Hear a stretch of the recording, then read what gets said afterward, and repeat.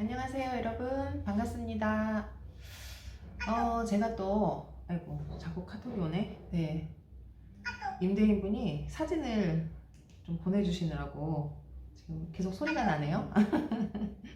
잠깐만. 네. 일단 제가 소리를 좀 줄여놨고요. 네. 오늘은 지난번에 이어서, 계약을 잘하는 법 두 번째 시간을 가지려고 하는데요. 지난번에도 제가 계약을 잘하는 법 해가지고 1탄을 해서 간단하게 올려드렸는데요. 이번에는 계약을 잘하는 법 2 해서 같이 알아보도록 하겠습니다. 본론으로 들어가겠습니다. 오늘 제가 드릴 말씀은요, 계약 잘하는 법. 뭐 중개사뿐만이 아니라 뭐 보험을 하시는 분도 마찬가지고, 뭐 영업을 하는 데 있어서 기본적인 거는 계약을 잘 나오게 하는 거가 가장 중요하잖아요. 네. 근데 저도 해보면서 계약으로 인해서 뭐 힘이 빠지기도 하고 계약으로 인해서 힘이 또 나기도 하고 그랬거든요. 그래서 계약을 잘하는 방법, 제 나름대로는 일이 재미있는 이유는 계약이 그래도 나오기 때문에 재미있는 것 같아요. 제가 아무리 일이 재밌어도 계약이 나오지 않으면 사실 그 재미는 갈수록 체감할 수밖에 없는 것 같아요. 근데 내가 그냥 뭐 처음에 시작할 때는 필요에 의해서 시작을 했다 하더라도 이 일을 계약이 계속 잘 나온다고 하면 이게 점점점 재미있어지고, 아 이게 나한테 맞는구나 하면서 또 재밌게 갈 수 있는 부분이 되기도 하는 것 같아요. 그래서 계약이 일단은 나와야 되는데 계약을 잘 나오게 하는 방법을 제가 생각을 해보니까 이런 부분들이 있어서 계약이 잘 나오지 않을까, 그런 생각이 들어서 여러분과 함께 공유하려고 합니다. 첫 번째, 우리가 계약을 임대 부분에서 잘 나오게 하려면 뭐 매매도 마찬가지고 뭐 다른 것도 마찬가지지만, 일단 첫 번째 진짜 고객을 위한 계약을 한다라는 그 마인드를 가져야 될 것 같아요. 물론 대부분은 다 그렇게 하실 거예요. 우리가 기본적으로 뭐 진짜 돈을 벌기 위해서도 하고 나의 어떤 그런 성취감을 위해서도 일을 하지만, 그거는 내가 어떻게 하느냐에 따라서 더 크게 다가올 수 있거든요. 내가 진짜 돈만 벌기 위해서 한다 그러면 그게 성취감으로 연결될까요? 또는 그게 정말 나 스스로, 남은 몰라도 나는 알잖아요, 내 마음을. 그렇기 때문에 내가 어떤 마음가짐으로 일하고 있는지를 알기 때문에 자부심이나 여러 가지 그런 부분에서 고객들한테도 전달될 수 있는 부분들이 있거든요. 그래서 첫 번째는 진짜 날 위한 계약이 아니라 정말로 고객을 위한 계약을 할 수 있는 그 마음을 가지고 기본 바탕에 깔고, 대부분 물론 그렇게 하시겠지만 이제 다시 한번 상기하는 의미에서, 그래서 고객을 위한 계약을 한다라는 마음가짐을 가져야 돼요. 어떤 집이 똑같이 나왔는데 이 고객한테 정말 이 집이 잘 맞아, 가격도 저렴하고 뭐 집이 그렇다 하더라도 이 고객한테 이게 맞아, 이러면 정말 이건을 좀 추천해 줄 수 있는 그 마음가짐을 가져야 정말 고객이 그 마음을 진심으로 받아들이는 것 같아요. 그래서 일단 저는 그래서 저는 뭐 계약을 하시든 안 하시든 막 그런 거에 그렇게 예민하지 않거든요. 중요한 건 이분한테 이 집이 맞느냐, 그게 되게 중요하고, 또 이분이 이 집이 안 맞는다 하더라도 또 이분한테 맞는 집을 막 찾으려고 정말 이분한테 잘 맞는 집을 찾으려고 노력하게 되는 것 같아요. 근데 이분한테 맞는 집을 알려면 이분하고도 많은 대화를 나눠야겠죠. 이분의 상황을 잘 알아야 제가 그걸 맞춰드릴 수 있으니까. 근데 어떤 분들은 말씀을 잘 안 하시는 분들이 있고요. 또 어떤 분은 제가 말씀 안 드려도 이렇게 말을 많이 해주셔서 그 정보를 가지고, 그 데이터를 가지고 제가 집을 검색해서 찾아가지고 안내를 해드리는 경우도 있어요. 그러니까 뭐 말씀을 해주시는 분은 정말 감사하죠.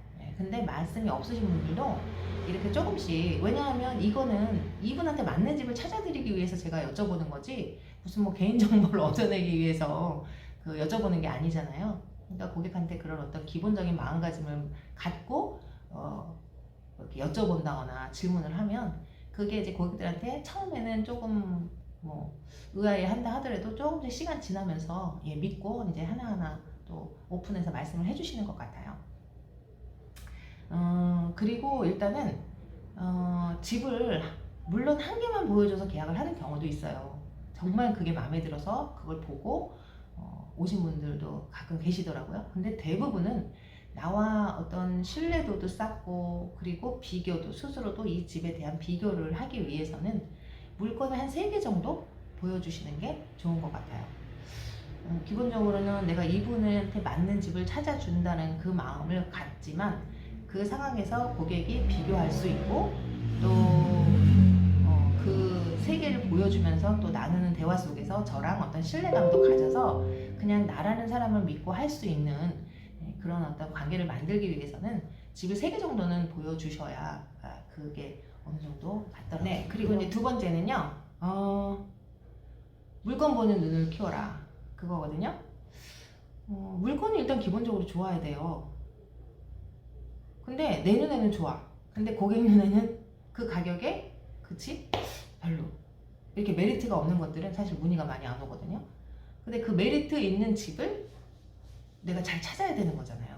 네. 그래서 광고를 했을 때 고객들이 그거 보고 문의가 많이 오는 집을 찾아야 되는데 그러려면은 물건을 보는 눈을 키워야 되잖아요. 가격, 그 다음에 퀄리티, 위치 이런 것들을 이제 잘 보고 이거는 정말 뭐 올리기만 하면 문의가 쏟아지겠다 이런 것들을 좀 찾아야 되는데 그런 보물들을 찾으려면 사실 우리가 뭐 그냥 가만히 앉아 있는다고 오는 건 아니잖아요. 뭐 그런 경우도 있을 수 있긴 하지만 대부분은 발품을 팔아서 제가 찾으러 막 다니거든요. 그래서 정말 좋은 집을 보면 이거 빨리 올리고 싶고 이거 문의 오면은 진짜 이거에 딱 맞는 고객을 진짜 빨리 찾아드리고 싶고 이거 너무 좋은 집이니까 네. 그 좋은 상품이나 뭐 좋은 어떤 그런 걸 보면 좋은 맛집 같은 데 가면은 막 같이 먹고 싶고 막 그렇잖아요. 가족들한테 가족도 데려가서 같이 막 먹이고 싶고 그런 생각 드는 것처럼 좋은 집을 보면 이거에 맞는 그런 손님이 빨리 와서 이거 하셨으면 좋겠다 이런 생각이 드는 집들을 자꾸 그 보물들을 찾으러 다녀야 되거든요. 그래서 그러기 위해서는 이게 좋은 집인지 이 가격이 맞는지 이런 것들을 알기 위해서는 많이 봐야 되겠죠 우선은. 네. 그래서 많이 보러 다녀야 되고 많이 보고 내가 이 가격이 정말 적정한 건지 그런 것들을 체크를 해봐야 합니다. 그래서 이제 두 번째는 물건 보는 눈을 키워야 되는데 그러려면은 집을 일단 많이 봐야 된다. 네, 많이 보시러 다녀야 되고요. 그다음 세 번째로는 고객이 상담할 때 체크할 부분을 정확히 하라는 거예요.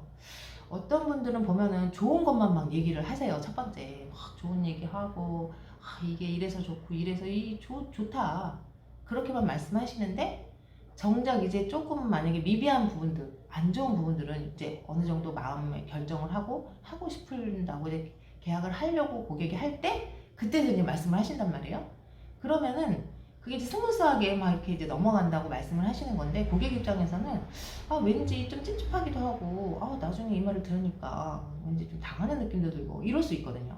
근데 우리는 굳이나 그거를 선택은 고객이 하는 거기 때문에 나쁜 거라도 정확하게 브리핑을 해드려야 될 의무가 있다고 생각해요. 아니 그리고 그렇게 해야지만 그게 또 그분들도 그냥 자연스럽게 받아들이거든요. 그리고 그 자체가 내가 아무렇지 않아야 돼요. 내가 막 이 집이 나쁜 것 같은데 이거를 거래하기 위해서 내가 막 이렇게 좋은 어떤 포장된 얘기만 한다 그러면 고객은 그걸 알아요. 여러분들도 알잖아요. 그죠? 다 안다고요. 그래서 저는 만약에 위반이 있다거나 뭐 아니면은 뭐 근생인데 주택으로 사용을 해서 대출이 안 나온다거나 이런 것들은 미리 다 말씀을 드리거든요. 상담을 할 때 제가 말씀을 드려요. 아예 이거는 용도가 근생으로 나온 거기 때문에 대출이 안 나오세요. 대출 받으시나요? 이렇게 얘기를 먼저 물어보거든요. 상담할 때. 그러면 이분이 전 대출 받아야 돼요. 그럼 거기서 커트예요. 안 되잖아요. 근데 그런 얘기를 하나도 안 하고 이분이 다 볼 거 보고 대출이 되는 줄 알고 했는데 나중에 가서 이게 대출이 안 나오는데 이렇게 말하면 우리도 그동안에 고생했던 거 시간 투자해서 했던 것들이 다 무산이 되고 고객도 그 시간 동안에 그거 막 보고 그랬던 것들이 이제 무산이 되고 서로 시간 소비가 되잖아요. 그렇기 때문에 어떤 그런 부분에 있어서 정확하게 브리핑을 하고 나가야 된다는 거. 그래서 그분이 전 대출 안 받습니다 라고 하면 그럼 보실 수 있어요 해서 보여드리고요. 만약에 위반이 있는 경우에도 대출이 안 나오죠.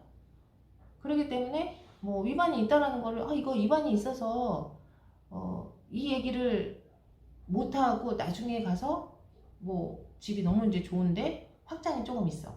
그런데 그거를 나중에 가서 말씀드리면 아유 그러면 안 되겠네요 이러면은 정말 이게 서로한테 굉장히 난감하고 어떻게 보면 신뢰가 떨어지는 일이기도 하고, 내가 그걸 미리 충분히 얘기를 해야지 결정을 할 수 있는 부분인데 그걸 얘기 안 하고 나서 나중에 얘기한다는 것 자체가 서로한테는 별로 시간 소비가 될 수가 있기 때문에 그런 것들은 미리 말씀해 주시는 게 훨씬 더 좋다라는 거죠. 그래서 상담할 때 내가 체크할 부분을 미리 체크를 하고 가야 된다라는 거. 그냥 네 하고서 가가지고 상황도 전혀 모르는 상태에서, 물론 상황도 모르는 상태에서 어떻게 맞아가지고 고객이 계약을 할 수도 있긴 하지만 그런 케이스는 사실 적죠. 실질적으로 내가 계약으로 이끌어내기 위해서는 체크할 부분들을 다 체크를 하고 그리고 미팅을 해야 한다라는 거. 그리고 고객한테도 당당하게 이거는 이러기 때문에 만약에 대출을 받으셔야 되면 이 제품 못 보세요 라고 얘기를 할 수 있어야 돼요. 근데 되게 웃긴 게 제가 그렇게 해봤거든요. 제가 이렇게 그냥, 왜냐면 저는 그런 거에 대해서 제가 별로 그게 없어요.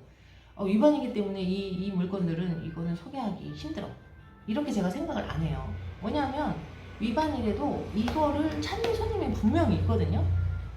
왜냐하면 위반이기 때문에 가격이 더 저렴하다거나 또 장점이 있어요. 물론 단점이 있지만 그거에 대한 장점이 또 많이 있어요.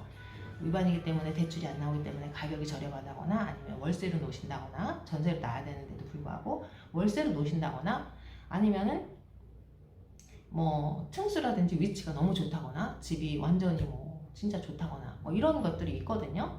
그래서 그런 걸 또 찾는 분들이 있어요. 그래서 저는 이제 문의해서 그 질문을 할 때 이제 그런 것들을 말씀드리죠. 미리서부터 그냥 뭐 여러 가지 이제 상황들을 물어보고 몇 분이 사실 건지 뭐 언제 입주를 하실 건지 이런 것들 물어보면서 제가 여긴 대출이 안 되는데 대출 받으시나요? 라고 이제 얘기도 하고 하거든요. 그래서 저 대출 받아야 되는데요. 그러면 이 집은 대출이 안 됩니다. 그래서 그냥 미팅을 없던 걸로 하고요. 또 전 대출 안 받습니다. 이러면은 그러면 보실 수 있어요 해가지고 제가 보여드리거든요. 그건 당당하게 말씀하셔서 보여드리는 게 훨씬 더 처음부터 시간 소비도 서로 안 하고 고객하고 또 신뢰감도 충분히 오히려 더 생길 수 있는 이제 그런 부분들이 되더라고요. 그래서 고객 그 브리핑 할 때 미리 미팅 약속 정하기 전에 어떤 단점이 있는 부분들 그런 것들도 분명히 체크를 하고 만나시는 게 또 계약률을 높이는 방법 중 하나고요. 네 번째로는 이제 클로징 하는 부분인데요.